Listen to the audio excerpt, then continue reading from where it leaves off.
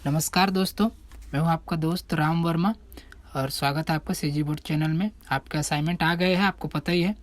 अब उसके लेकिन थोड़ा सा इस बार प्रॉब्लम ये हो गई है कि आपको जैसे सॉल्यूशन पूरे एक्सप्लेनेशन के साथ हम लोग जैसे देते थे वैसा आप नहीं दे पाएंगे, क्योंकि अभी सीजी बोर्ड जो है थोड़ा सा स्ट्रिक्ट हो गया है कि कॉपीराइट दे दिया है कि वहाँ के अभी आंसर आप लोगों को किसी भी सोशल प्लेटफॉर्म यूट्यूब या कहीं से भी आपको न दिया जाए, क्योंकि कहीं न कहीं उनको लगता है कि इससे आप लोग मेहनत नहीं कर रहे हैं, डायरेक्ट देख के लिख रहे हैं तो आप लोग सीख नहीं पा रहे हैं, ऐसा उनको शायद लगता होगा। तो ठीक है, अब जो गवर्नमेंट जो कर रही है उसके साथ है, हम लोग उसके खिलाफ नहीं जाना चाहते।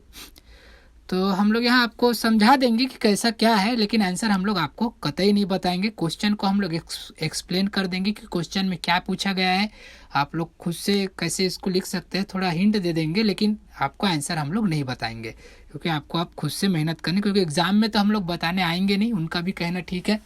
तो एग्ज़ाम में आपको खुद से ही मेहनत करना है, तो खुद से मेहनत करना सीखिए। तो चलिए देखते हैं इंग्लिश का क्या आया है। तो इंग्लिश में पोयम आया है और उसमें क्वेश्चन पूछे गए, उसके ऑप्शंस भी दिए गए हैं। तो चलिए मैं थोड़ा सा क्वेश्चन समझा देता हूँ आपको। द पोएट, पहला है question, the poet is led through a, यहाँ पे ब्लैंक है, each time he reads a book. अब वो जब बुक को रीड करती है तो वो कहाँ खो जाती है ना, ये उसका क्वेश्चन है। तो यहाँ पर जो चार ऑप्शंस दिए हैं तो थोड़ा सा देखिए, यहाँ पे पोएट लेट थ्रू। अब आंसर ढूंढने का तरीका मैं आपको बताता हूँ। अब आंसर नहीं बताऊंगा, मैं ढूंढने का तरीका बताऊंगा आपको। इंग्लिश में जब भी पैसेज या पोएट दिया रहता है पोयम, तब आपको आंसर ढूंढना कैसे है।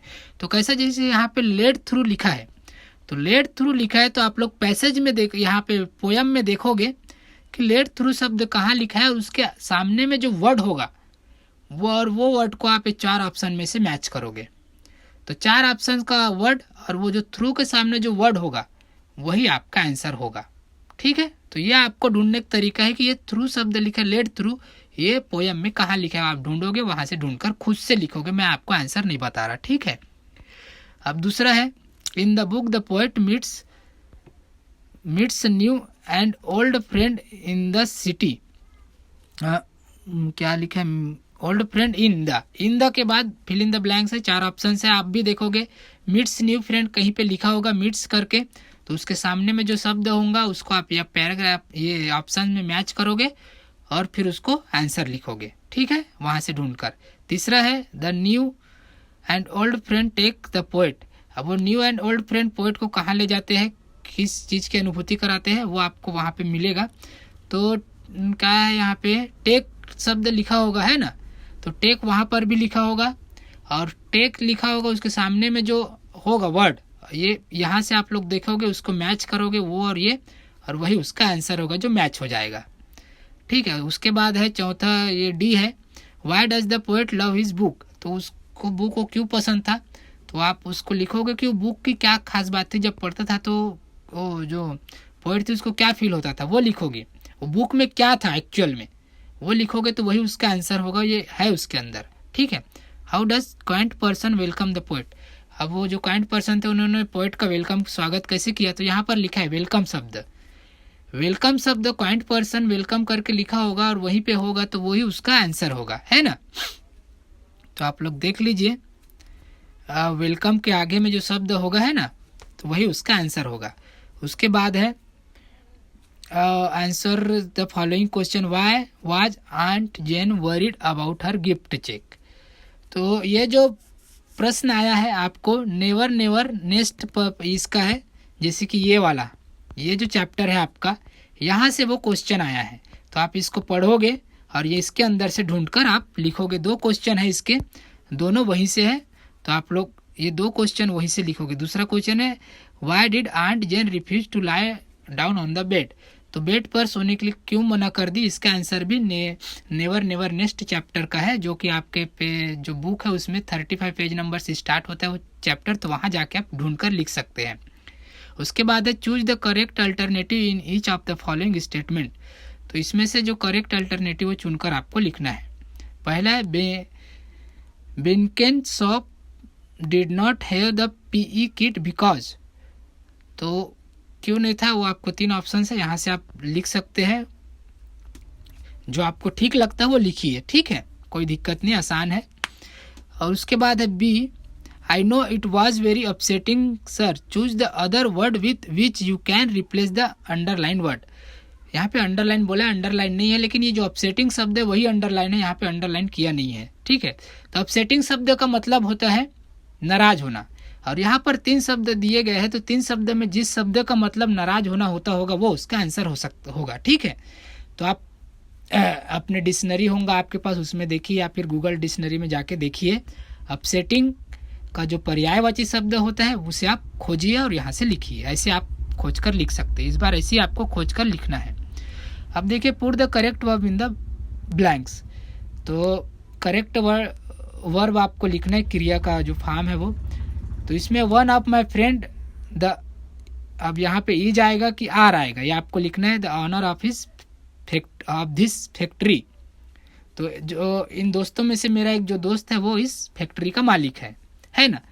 तो इज और आर कब यूज करते हैं, तो जब सिंगल रहता है, मतलब एक वचन के लिए इज और अनेक वचन के लिए आर, सिंगुलर के लिए इज और प्लूरल के लिए आर। तो वन ऑफ माई फ्रेंड, अब वो मालक है करके बोल रहा है। देखिए हिंदी में समझिए आप, मैं हिंदी में अनुवाद कर रहा हूँ कि मेरा जो एक फ्रेंड है वो इस फैक्ट्री का मालिक है।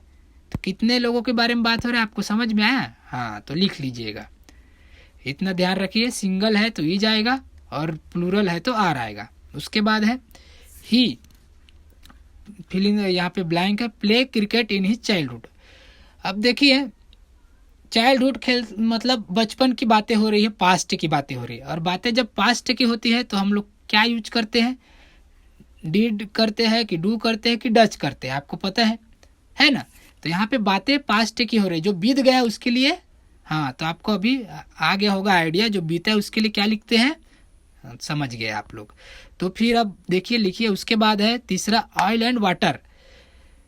अब डू नॉट और डज नॉट लिखा है, तो डू के बारे में आपको बता दूं, जो डू है वो अनेक वचन के लिए आता है, सिर्फ आई को छोड़कर जितने भी अनेक वचन है, आई के साथ भी डू आता है, लेकिन आई सिंगुलर है फिर भी उसके साथ डू आता है। और बाकी वी, दे, वी, यू, दे, इनके लिए सब ये डू आता है। और डज जो है वो आता है एक वचन के लिए, है ना। तो यहाँ पर 2 चीज़ें हैं, ऑयल और वाटर 2 चीज़ें हैं। तो आप लोग समझ जाइए कि डू आएगा कि डज आएगा। जो डज जो है एक वचन के लिए आता है, और डू है जो क्या बोलते हैं, डज एक वचन के लिए आता है और डू अनेक वचन के लिए आता है। तो यहाँ पर 2 चीज़ें हैं, तो आपको समझ में आ गया होगा, 2 चीज़ें हैं मतलब अनेक वचन है तो क्या लिखना है, ठीक है। उसके बाद है question 5, right paragraph on covid pandemic using the clues given below. तो जो दिया गया है आपको, पॉइंट दिए गए हैं 6 पॉइंट है, 6 पॉइंट के ऊपर आप एक वाक्य लिखिए। आपका वो जो है ऐसे ही बन जाएगा एक पैराग्राफ। तो हर इसके बारे में 2-3 लाइन लिखिए। स्टे होम के बारे में, face mask, sanitiser, social distancing, wash hand, do not shake hand. तो घर पर कैसे रह रहे हैं, क्यों रह रहे हैं, इससे क्या फ़ायदा होगा वो लिखिए। फेस मास्क यूज करने से क्या होगा ये लिखिए। सैनिटाइजर यूज करने से क्या होगा ये भी लिखिए। सोशल डिस्टेंसिंग, हर चीज़ के बारे में 2 वाक्य लिखिए। आपका कितना है, 12 लाइन ऐसी बनेगा, तो हो गया सॉल्व, है ना। तो दोस्तों इतना, इससे ज़्यादा आपको हेल्प नहीं कर सकते हैं, इतने में तो आपका ये सॉल्व भी हो गया होगा, बहुत आसान है। और नेक्स्ट टाइम के लिए मैं आपको बताना चाहूँगा, जैसे कि नेक्स्ट असाइनमेंट में आपको जो गणित के असाइनमेंट आएंगे, हो सकता है कि अगले बार भी ऐसा हो कि जिसके हम लोग सॉल्व न करवाएं। तो ऐसे में आप लोग जो हमारे पुराने वीडियो अपलोड है हमारे चैनल पे, जिसमें पहले से पूरे चैप्टर को समझा के प्रश्न हल किए गए, उनको आप देखकर सीखिए। उनसे सीखने के बाद आपको ज़रूरत भी नहीं पड़ेगा कि इस क्वेश्चन का हल कहाँ से लाए करके, तो एक बार आप उसको समझ लोगे तो आपको हल वहीं से मिल जाएगा।